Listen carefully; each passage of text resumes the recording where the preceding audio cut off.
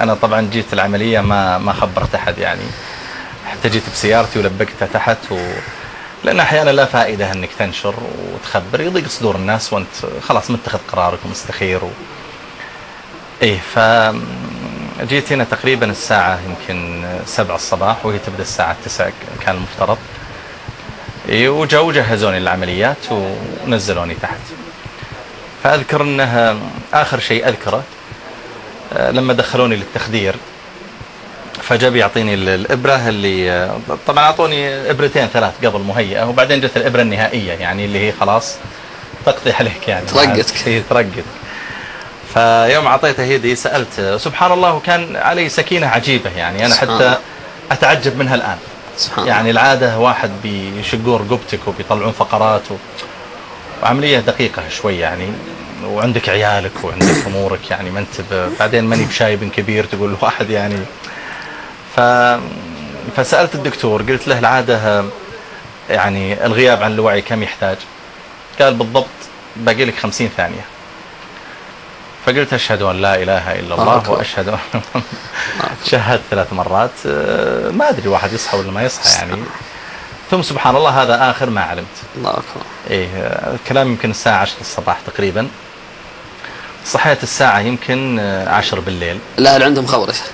إيه دروا عاد، أنا عبد الرحمن وأمه وكذا جو بعدين بعد الظهر وجلسوا عند العمليات. فلما طلع من المدرسة جاء هو مباشرة عندي، فلأني كلمتهم يمكن على الساعة 10 أو 11 وخبرتهم قلت ترى داخل العملية. الله أكبر. إيه، فالشاهد أنه ما فيه يعني إشكال. هو الواحد يعني القرارات في الحياة تحتاج إلى شجاعة. يعني كثير من الأشياء الواحد يقتنع أنها في مصلحته، لكن كثرة تردده فيها ربما يؤدي إلى زيادة الإشكال. فقدرة الإنسان أن يتخذ قراره، يعني إذا كنت ذا رأي فكن ذا عزيمة، فإن فساد الرأي أن تتردد. أحيانا إذا رأيت أن هذا الرأي صواب واستخرت الله واستشرت وخلاص يعني ما عندك اختيار آخر، اتخذ قرارك إن هو وضعك، لأن ترددك هذا يسبب لك مشاكل مع نفسك ومشاكل ربما مع غيرك إيه، مثل ما قال الله فإذا عزمت فتوكل على الله. فالحمد لله على تيسيره، اللهم لك الحمد. الحمد لله ما ترضى شيخنا. شيخ يعني أترك لك المجال يعني لما تريد أن تعبر عنه. الله يجزيك خير. مساحة ايه الله يجزيك خير. والله الرسالة الأولى إلى يعني إخواني المرضى والمصابين، ويعني الله سبحانه وتعالى يتعامل مع العبد بالرحمة ولا يتعامل معه بالعقوبة، فإن رحمة الله سبحانه وتعالى تسبق غضبه وعفوه يغلب عقوبته. والإنسان إذا أصاب مثل هذا ينبغي أنه يعني يحتسب وأنه يعلم أن الله سبحانه وتعالى يأجره على هذا، وأن الله جل وعلا يثيبه. ولا ينبغي أن ينظر الله تعالى إلى قلب العبد إلا يرى منه الرضا يعني والصبر على ما أصابه، مثل ما قال الله تعالى واصبر على ما أصابك إن ذلك من عزم الأمور وما أصابكم مصيبة فبما كسبت أيديكم. أيضا يحدث الإنسان توبة واستغفار وغيره. الأمر الثاني يعني مشاركة المرضى شعوريا. يعني أحيانا أنا قد لا أستطيع أني أعالج المريض بمالي، فإما أني أسعى إلى علاجه في يعني مع بعض المحسنين يعني، أو أسعى أحيانا إلى علاجه مع بعض المستشفيات. يعني أنا أعرف بعض الإخوة جزاهم الله خير يرتبون بين بعض المرضى الفقراء وبين بعض المستشفيات الخاصة، ويحصلون أحيانا على خصومات تصل إلى 60% و70%. والرقم حقيقي، يعني أحيانا العملية تكلف مثلا 10,000 ويجرونها المريض ب3,000. أيضا ألا ينسى الإنسان الرقية الشرعية، وهي أمرها مهم حقيقة، يعني أنه يرقي نفسه ويدعو الله تعالى أن الله يكفيه الشر ويكفيه المرض. والله سبحانه وتعالى يعني يقول ادعوني أستجب لكم. عسى الله أنه يعني يستعملنا وياكم في طاعته ويعظمنا ولكم الأجر. بعض يظن أن الرقية فقط في الأمراض اللي ما هي المعنوية يعني. أي نعم. هو الشيخ ناصر يسأل عن هل الرقية تنفع فقط في الأمراض المعنوية مثل واحد عنده اكتئاب وضيقة صدر، ولا كذلك الأمراض الحسية؟ طبعا الدليل الشرعي حديث أبي سعيد الخدري اللي في البخاري دل على أن الرقية الشرعية هي نوع من الطب، وهذا الطب ينفع في كل الأمراض، سواء كان المرض حسي تراه بعينك مثل حرق في اليد ولا جرح وكذا، أو كان المرض معنوي مثل اكتئاب ولا ضيقة صدر ولا غيره.